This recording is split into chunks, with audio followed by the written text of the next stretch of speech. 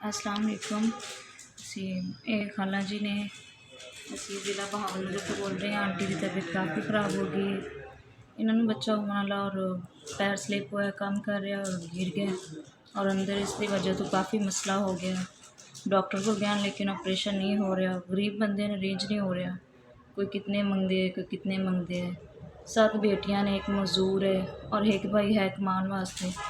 औखा बहुत मुश्किल गुजारा है और काफ़ी गरीब ने। कोई करन कमावन वाला नहीं, कोई आसरा नहीं।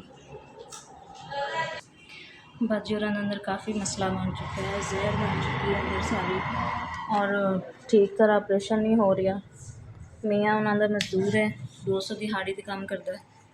बेटियां का साथ है और कोई नहीं, उन्होंने गुजारा बहुत मुश्किल होता पाया।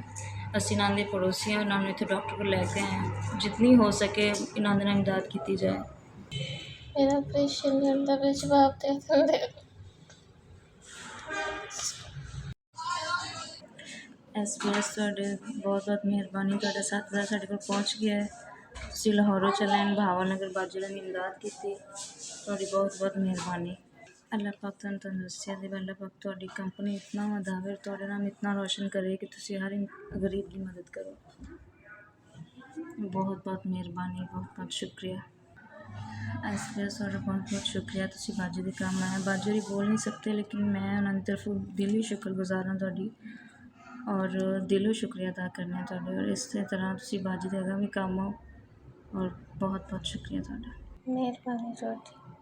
अल्लाह पाक ਤੁਹਾਨੂੰ ज़्यादा से ज़्यादा दे। SBS ਤੁਹਾਡਾ शुक्रिया, ਤੁਹਾਡੀ मेहरबानी।